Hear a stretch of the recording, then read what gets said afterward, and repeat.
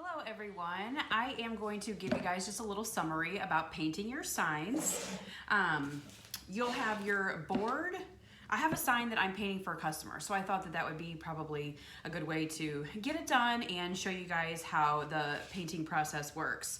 So you'll have your board, you'll have your design, you have your chip brush, you have your sponges, and then you have your paint cups.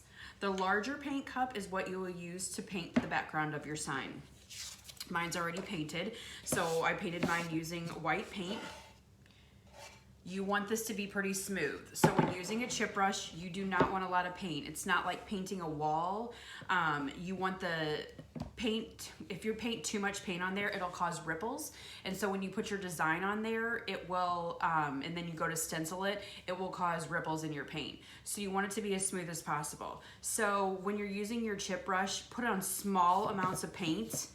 You can also use like a paper towel to wipe it off if it's like too much, but you don't want it globbed on there. Make sure that you get the sides. You don't have to get the back of the sign. So you'll just do the top.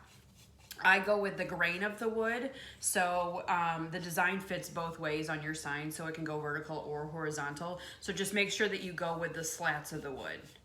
Okay, so you'll paint your sign, not a lot of paint. Remember, not a lot of ridges. You want it to be as smooth as possible. So then you're gonna let that dry. Shouldn't take very long, as long as you've used a light amount of paint. So you're gonna let that just sit for a minute. Put that off to the side while it's drying. So after it's completely dry, you're gonna take your design and you're gonna flip it white side up. I have a squeegee, but you can use a rewards card, you know, any kind of plastic card that you have, and you're just gonna press down over the white so that it just pushes some of the bubbles out. It doesn't have to be completely bubble free. Let me move my camera a little bit, see if I can get down. There you go. So I'm just pressing on there because I'm trying to get the clear part to stick really well to the blue part, okay? So while all the bubbles are out of it, like I said, doesn't have to be perfect. You're just pressing, trying to get some of those out. You're gonna peel the white backing. So I always start in the top left-hand corner, just the way I work. I like to go diagonal because I feel like with any kind of words or little pieces, it's easier for it to stay together if you go against it. With like a little bit of a curve to it, so I go diagonal. So I'm gonna peel the backing off, and I don't want any blue to come back off. If any blue comes back off on your paper, just go ahead and press it back down, take your finger, maybe make a little crease, and you're almost pressing and pulling at the same time. And you don't want to do this too fast because you don't want it to rip. This is a little bit simpler of a design. The ones that have the words or maybe the truck with the clover in the back, go a little slower. Like I said, you don't want anything stuck. So when you pull your paper off, you want it to be completely white. So everything is staying on the transfer tape. Keep this piece of paper to the side of you because you'll use it to dab your paint on. And then you're gonna take your board, you're gonna take your design, and then you're gonna lay it on the board, match it up. You should have maybe like a 1/2 inch to an inch around the edges. I think the boards are 10.5 by 11 and the designs are about 10 inches squared. So line it up, center it up, and then you're gonna just set it down on the board, and then you're gonna start from the middle and take your hand and just smooth it down. You don't wanna use the squeegee or anything tight. Or nothing that's gonna put it on there like too tight. So then you wanna go around, I go around like with my finger and go around the design because that's the part that you really want stuck. The outside piece, not so much, just where the stencil is. So then there's a clear part on here of transfer tape. So once it's stuck on there, you're gonna pull it off. You may have to just press this piece down and just hold it, but it should come off easily. And then you're just gonna pull that off. This part can just be thrown away. Let's see. So this is gonna have black paint on it. So I've got my sponge here. So I'm gonna dab my sponge in the paint. It is latex paint, it does stain clothes. I'm being very brave with a white shirt on right now, but I should be pretty careful. So just FYI, just in case.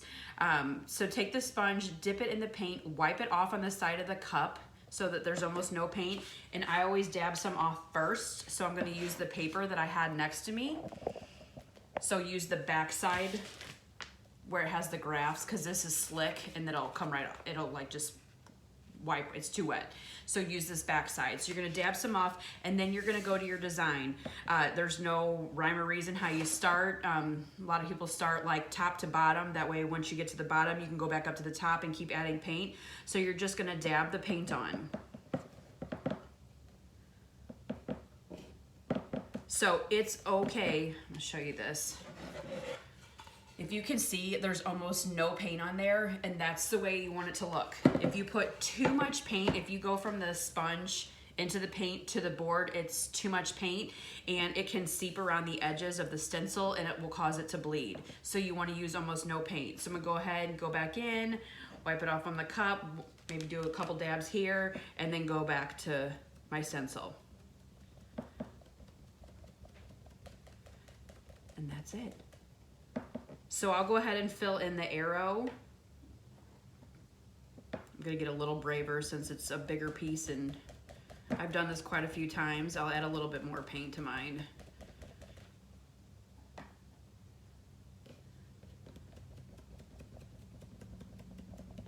So again, just dabbing it on there. I'm gonna add a little bit more just so I can get it finished, so I can show you what to do whenever you're done painting. If you have any, if you're trying to get in any like little areas, you can always cut the sponges if you need to. They can cut in half or cut smaller, but you wanna use the thicker side for these, for the bigger part of the design. This would take you forever if you use this little part, so use the thicker part. And then you're just gonna go back over it again. So once you finish the all of the design part, try to be really careful not to get on the edge of the sign. If paint does get on here, if you happen to have sandpaper at home, you can sand that right off. If you put paint over it, sometimes it doesn't cover it, so I would recommend sanding it first. So I'm just gonna dab on there some more.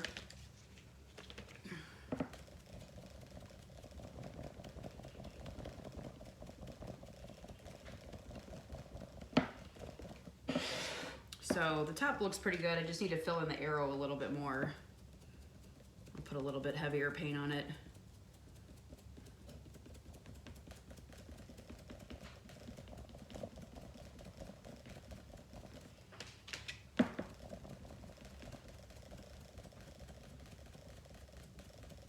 Because I want to be able to show you what to do after you peel the design off. So I'm kind of working fast.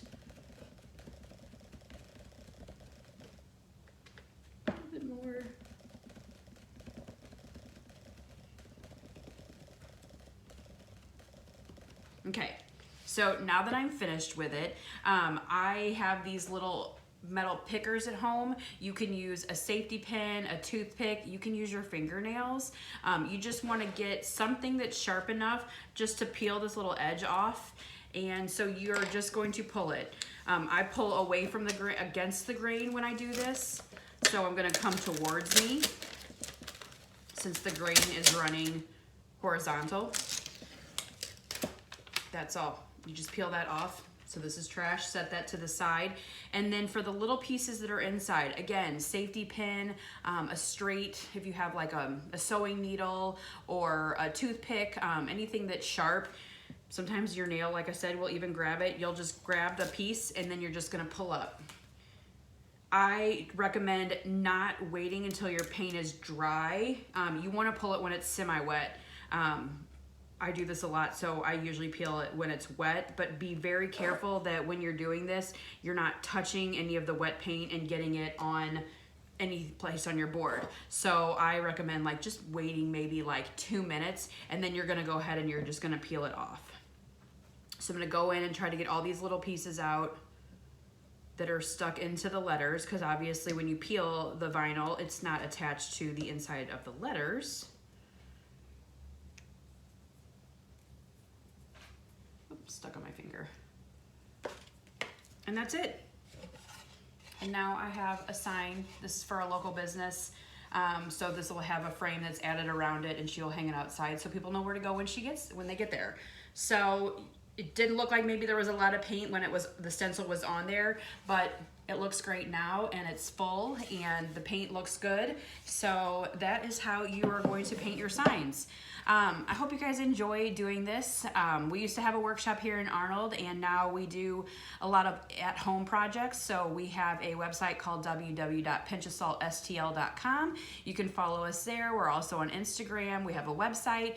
If you have any questions, just let me know. And thanks for giving me this opportunity to work with you guys. Have a good day.